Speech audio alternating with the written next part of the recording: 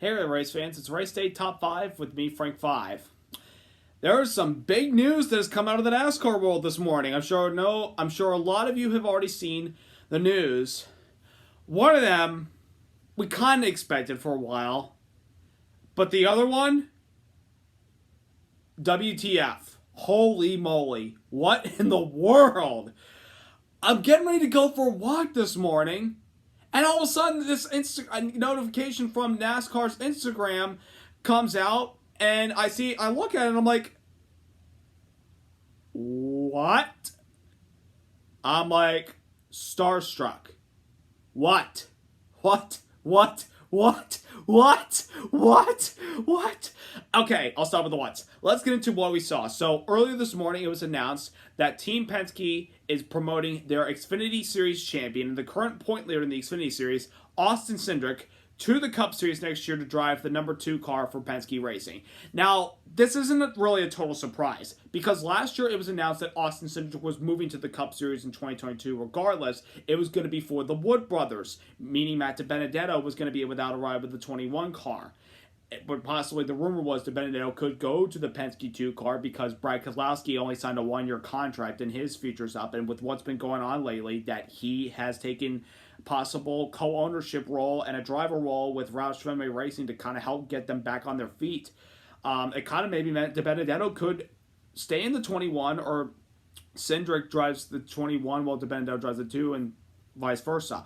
But it has officially been announced that Austin Cindric will take his expertise in the Xfinity Series all the way up to the Cup level next year, driving the number 2 car with sponsorship from Discount Tire. And I'm pretty sure he'll get more sponsorship from sponsors like, I think Xfinity will back him, Money Lion, Car Shop, CarQuest Auto Parts. They'll probably all back Cindric next year if they have the funding for it. So Cindric is promoted to the Cup Series next year. And I can't wait for this kid. This kid's got a lot of potential. He is a really good race car driver. I mean, when he first came into the sport driving for Brad Keselowski's truck team, he was a relatively good race car driver. He dominated the opener.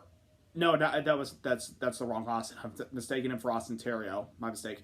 But Austin Cindric started driving some truck races for Brad Keselowski Racing in 2016. Had some good runs. Was promoted to full-time in 2017. And he won a race that year at the Canadian Tire Motorsport Park, if you want to put it that way, while getting into the back of Casgrala, and he received some criticism for being a dirty driver. This is Brad Keselowski. People, like anybody associated with Team Penske, is a dirty driver except for Ryan Blaney. And I'm like, so what? He won the race. And he's a really talented driver. He got promoted to Xfinity the next year, driving 3 cars, mind you. He drove the 22 car, he drove the 60 car, and he drove the 12 car. He was running the full season in 3 different cars, but when the playoffs came, he drove the 22 car because no Cup drivers are allowed. Then in 2019, he just ran the 22 all year long and ran relatively well and won a couple of races on the road course side. He won 2 races that year. He didn't make it to the championship 4, but he certainly looked like he was going to take that next step in 2020. He did just that, winning a lot of races. He made the championship 4, battling against Chase Briscoe, Justin Allgaier, and Justin Haley for the championship, and he ended up coming out on top at the very end. And with that, he was also promoted to a part-time Cup Series schedule for this season, starting off with the Daytona 500, which he raced his way in, and we're in the top 10 all day, and it looked like he could be the Cinderella story to win the Daytona 500, but he got caught for speeding late in the race, and he was kind of caught up in that big crash at the very end with his other teammates, and Brad Keselowski and Joey Logano, who wrecked each other for the lead on the win on the last lap. He's also ran a couple other races on the mile and a half. So of course, he's running every road course race this year because Austin Cindric is one of the best when it comes to road course racing. But some of the road course races this year, he has had the speed, he just hasn't had the luck. He had a great start at COTA, then he fell back in the field. He had a great run at the beginning of Road America, but the rear axle or suspension came apart and ultimately took him out of contention for the win. If that hadn't happened, I think Cindric could have been a contender for the win of that race. But regardless, Cindric's still having a really good, consistent Xfinity Series season. You know, he's got a little bit of the pressure on his back because there's pressure to go back-to-back as champion. How do you think people like Chase Elliott feel? How do you think Sheldon Creed feels? It's pressure to go back-to-back as a NASCAR champion. But wasn't a problem for Jimmy Johnson. He won 5 straight and had no stress whatsoever. But yeah, Cindric moving to the Cup Series next year, and I think he's going to bring a lot to the table, being teammates with Joey Logano and Ryan Blaney. Logano's getting up there in age, but he's still relatively young. Remember, he joined the Cup Series when he was only 18 years old. He's, 30 years old right now, 31. He's still going to be around for maybe 10 more years. And Ryan Blaney is still one of the future drivers of Team Penske after he signed a contract extension with the team last year. So the terms were not revealed as far as how many years this is for Cindric, but I can guarantee this isn't just a one-year deal for him next year. This is probably a multi-year deal, meaning 3-4 years at the very best. Now, on the other side of news, did you even see this coming? The Wood brothers have a driver for 2022 next year. The driver of the number 21 Motorcraft Ford for the Wood brothers team is... Hold on, I'm still trying to process it. Yeah, their driver, Harrison Burton. Harrison Burton going from a Toyota to a Ford. Let me get into Harrison Burton's background as a race car driver. He is a young, talented race car driver. Of course, he is the son of current NASCAR and NBC announcer Jeff Burton, his nickname, the Mayor. Harrison Burton was promoted to Kyle Busch's truck program in 2017, 2018, around that time, and ran a couple races for them before having a full 2019 schedule, which he ultimately didn't win any races, but he did get the opportunity to run a couple of Xfinity races in 2019 and showed some promise. Had a little drama in one Xfinity race with Paul Menard, but you know what, there's water under the bridge, I believe. You know, got a lot of problems. And he was promoted to a full-time Xfinity ride with Joe Gibbs Racing last year in the number 20 Dex Imaging Toyota Camry, and showed a lot of promise, especially the first few races. You're watching those races. Harrison Burton was up front battling out for wins, and he had his biggest cheerleader, his mom, Kim Burton, the wife of Jeff Burton, cheering him on, so supporting him all around. Like, she had a roller coaster of emotions every race. She's like holding her breath. If Harrison Burton's like 3 wide in the middle of 3 wide at Daytona, she's holding her breath thinking, oh no, he's going to crash. Or when he's going for the lead, she's fist pumping saying, go get him, go get him, go get him.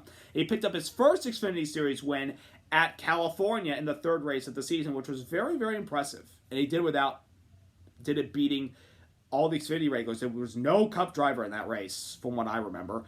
And then the pandemic hit, and then when we came back, Harrison Burton was still competitive. He won another race at Homestead, the second of 2 races that we had on that same weekend. But then as the season progressed, he was running okay, but he wasn't up to par with Cindric and Briscoe and even Allgaier and Noah Gragson and Justin Haley and Brandon Jones.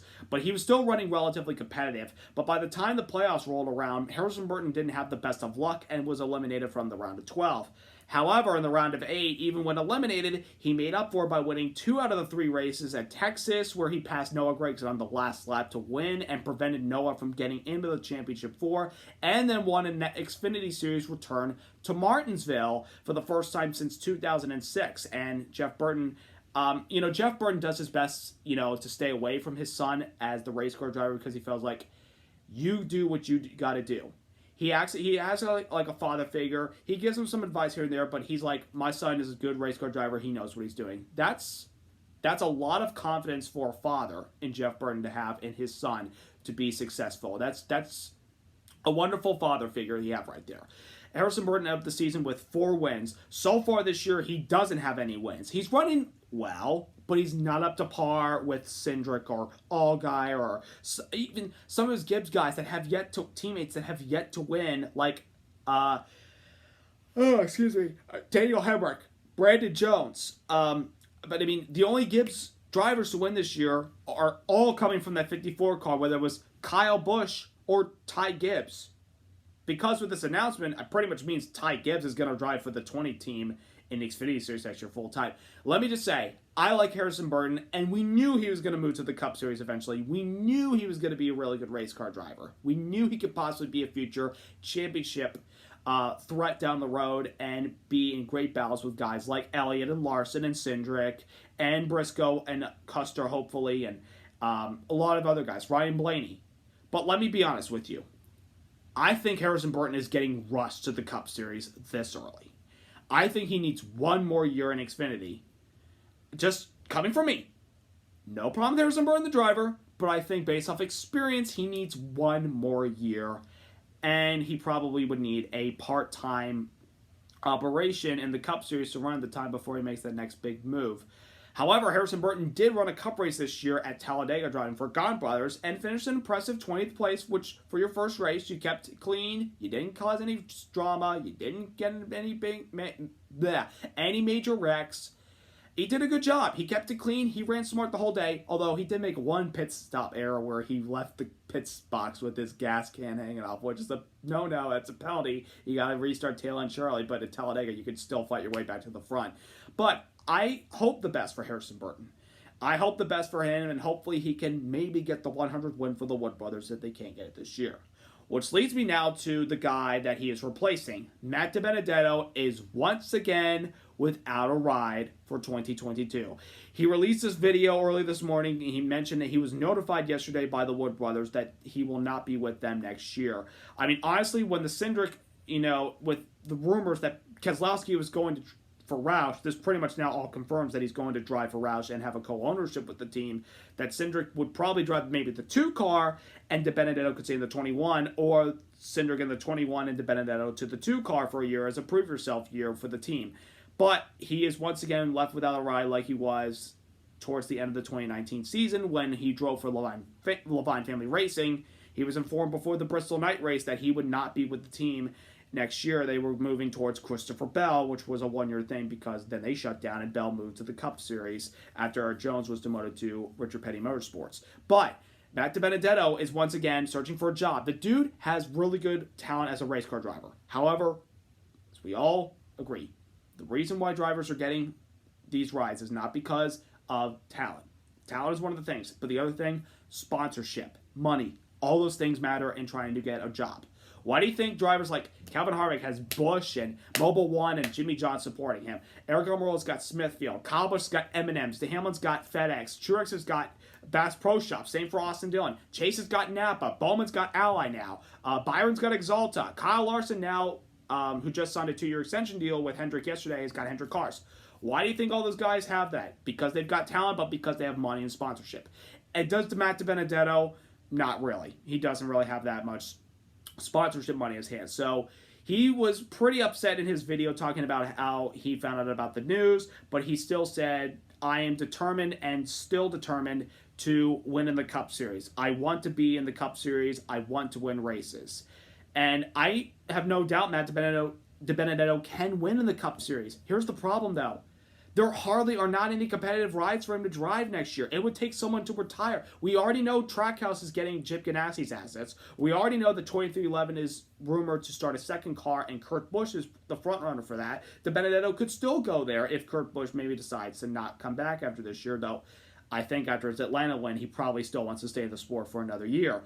I mean, Hendrick's lineup's already set. Gibbs' lineup is set. Because Kyle Busch, Hamilton, Truex, they're getting up there in age, but they're still driving at the top of their game. They're not going anywhere. Harvick is signed on until he's like 45. Almirola could be on the hot seat, maybe. Custer and Briscoe are not going anywhere. Eric Jones is possibly rumored to stay with the Richard Petty team for another year, so he's not going anywhere. Bubba's with 2311. He's not going anywhere. Daniel Suarez is with Trackhouse. He's not going anywhere. Chastain probably is going to be the second driver with that car. There's still a lot of questions about what about Matt Dibenedetto's future.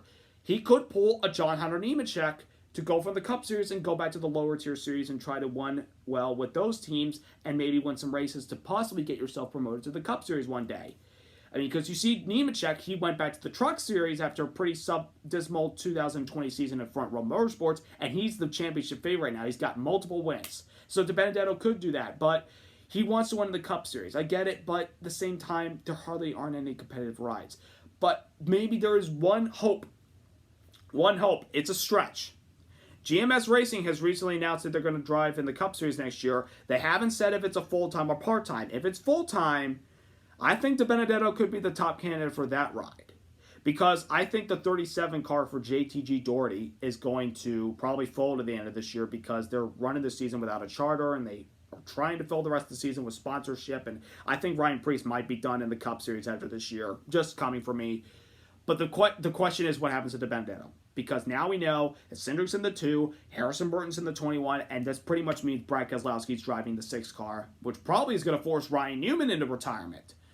But Matt Dibenedetto, where does he land? I hope he finds a ride next year. I hope he does, because Dibenedetto, the goal right now for Dibenedetto and the team is to try to make the playoffs. They have to win to get in because they're 136 or 130 plus behind 16th. So they're pretty much in a must win unless they can pull pretty much wave a magic wand and get more outpoint the 8 and the 3 in the next few races, which I don't think it's going to happen. He's pretty much going to need to win, and the only racetrack I give to Benedetto and pretty much everybody below 16 to try to get in the playoffs is win at Daytona, where pretty much everybody's going to drive aggressively, and there's going to be a lot of crashes in that race. So, with that being said, I would like to say congratulations to Austin Cindric and Harrison Burton to their promotion to the Cup Series, and I wish both of them the best. I think for sure, Austin Cindric will win races next year and will make the playoffs. Harrison Burton, we're going to find out, because in Dibenedetto's video, he said that the Wood brothers have kind of been broken for some time, but the last few races since Greg Irwin was relieved of crew chief duties, the team has finally begun to have a bit of confidence on their side and have momentum on their side and running the best they've been for quite some time. So possibly the team's been broken down from what I understand. So could Harrison Burton kind of help the team, even with now that they're beginning to get a swing, they're beginning to get into a groove and run better? Will Harrison Burton help them? We will find out eventually. So I will close out this video by saying subscribe, like, thank you for watching, and congrats to Austin Cindric and Harrison Burton on their promotions to the Cup Series to drive the 2 car for the Team Penske and the 21 for the Wood brothers. And wish the best to Brad Keselowski when he eventually announces his time with Roush upcoming. And Matt Dibenedetto, I hope that you find a ride for this upcoming season. Whether it be Cup, Xfinity, trucks, whatever. I wish you the best in your next plan. God has a plan for you, my friend. So, thank you all for watching, and I will get ready to bring you the recap from the Loudon, New Hampshire race this upcoming weekend before the 2-week break for the Summer Olympics. See ya!